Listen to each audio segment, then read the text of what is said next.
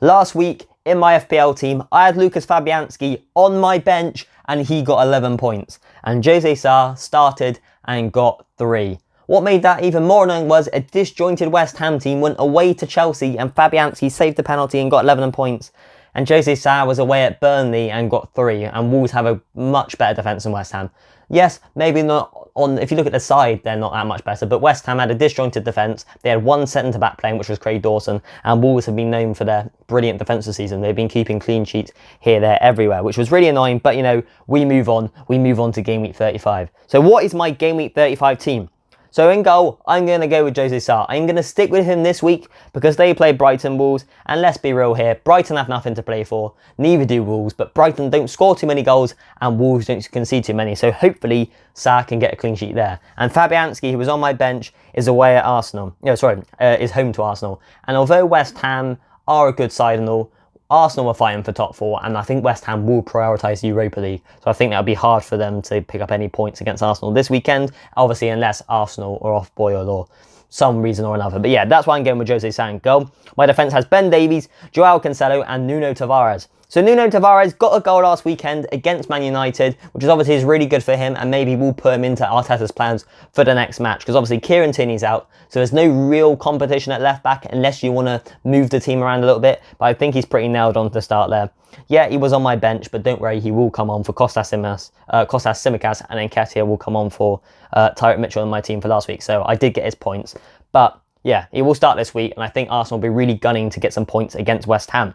And then you've got Cancelo in there. He plays Leeds. And as much as that looks like an easy fixture for Man City on paper, you may think otherwise.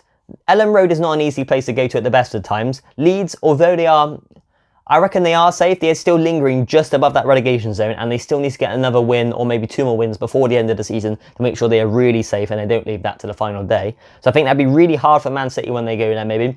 Proper slog, Ellen Road, the atmosphere would be bouncing and they've just come off a really, really hard match in midweek against Real Madrid. Yes, they've got a big squad, they like to rotate and obviously players like Cancelo will come in who didn't play in the week, probably Grealish as well, but it will still be a hard match I reckon for Man City in terms of the physicality and maybe they will be tired after that midweek clash. So yeah, hopefully Leeds can do something because I am a Liverpool fan. But if Cancelo gets a goal and Leeds win 2-1, I will take that. I will take that. And then the final player on my team is Ben Davies. So Ben Davies, he's playing Leicester at home. I think that's probably a win for Tottenham if you ask me. Leicester haven't been the same side this season. Yes, they've had Wesley Fofana out. Yes, they've had Jamie Vardy out. Yes, they've had Ndidi out as well. So they've had a lot of players out that are big names in their side. But I think Tottenham are going to have too much for them. Tottenham are gunning for top 4. Leicester, they're not really playing for anything. They're safe from relegation. They're not going to get in Europe. So that looks like an easy win there for Tottenham. Also, Tottenham haven't scored in their last 2 matches, so Conte will be right onto them saying, come on, get at them, get some goals. None of this playing around anymore. We need to get some points. Or else Arsenal will get top 4 and we won't. Because in my opinion, I think West Ham are focusing on Europa League. Man United are out the equation altogether, and Tottenham and Arsenal are the 2 main sides for that 4th spot. And then you've got Luis Diaz in my midfield, you've got Son in my midfield, you've got Kulusevski in my midfield, you've got Smith Rowe, and you've got Mohamed Salah. So Salah's the captain this week, and as much Klopp likes to rotate his team around, I think Salah will start every match from now to the end of the season, providing he's fit. Yes, he hasn't been in his best of goal-scoring form lately, but he is still creating chances. He got an assist midweek against Villarreal, and he got an assist last weekend against Everton too. So you can still see he's contributing to the goals and the assists, even if he's not putting the ball in the net himself. He's my captain this week. Yes, Newcastle, they're in flying form. I think they've won 10 matches in their last 14... Yeah, they won 10 out of the last 14 matches, which is ridiculous. And I think they've got more points this year in the Premier League than Man City, which is also ridiculous. But obviously, Liverpool are fighting for the title and Newcastle are safe. Like, they don't really have anything to play for. So hopefully, Liverpool can beat them this weekend. And then Smith Rowe's in there. Like I've said about Arsenal, they're gunning for top 4. They're really going to want to get top 4. And Smith Rowe got taken off early against Man United. Yes, that could be because he wasn't playing well, or they could think, let's rest him and he's fresh for West Ham. But yeah, I think West Ham will have too much for Arsenal. Arsenal will have too much for West Ham. Yes, the match is at the London Stadium, so that does favour West Ham a little bit more, but I still think Arsenal will get the job done. Like I've said about Kulusevski and Son, like I said about Tottenham earlier, they will be gunning for top 4. Conte will have them go, we haven't scored in the last 2 matches, what are you playing at? We need to get goals. And obviously Luis Diaz is in there too. Interesting one about Luis Diaz. I don't know whether he will start or not, because Mane's best position now, in my opinion, is through the middle. That's where he's been the most potent, and he's scored pretty much all of his goals there this year in the Premier League and in the Champions League.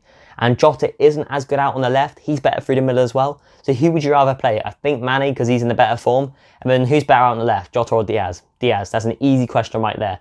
That is the thing with Jota. He can play on the left, but he's not as good as Diaz. And he can play through the middle, and he's not as good as Mane. So there's not really much space for him in the team. But the only thing that makes me think Diaz won't start is he played 90 in midweek.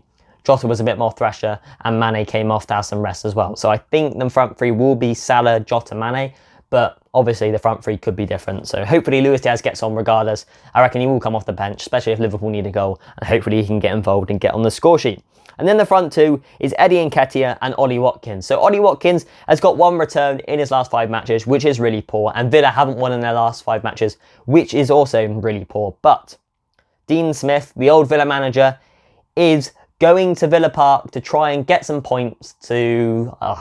Norwich are pretty much relegated, we know that. But to almost, I don't know, say something. Obviously, I don't think he is a better manager than Steven Gerrard. Yes, Steven Gerrard has, Villa's form has dipped a little bit lately, but I still think he's the right man for the job. But Dean Smith will like to go down and get 3 points. Almost, I don't know, it's hard to explain, but almost say to the Villa fans, look, I was still a good manager. I can still do stuff. I can still beat you with Norwich, who are a lesser team on paper. But yeah, Watkins hasn't been in great form, but hopefully he can get on the score sheet this weekend against Norwich. Probably their best time too as well.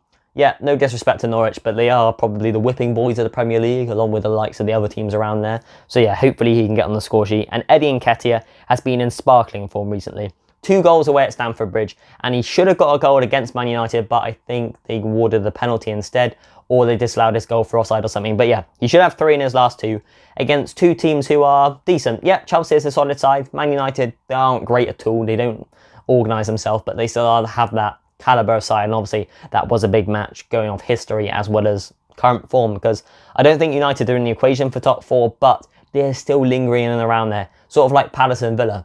They're both loitering above the relegation zone. I don't think they will get relegated, but obviously they are still in and around that spot. But yeah, that is my team right there. My bench consists of Fabianski, Tsimikas and Mitchell, who are both injured. Well, Tsimikas apparently has an illness and Mitchell has a knock, so they have a 75% chance of playing. So they probably won't play, but they're always there. And the final player on my bench is Gerard Pedro. So he plays Burnley.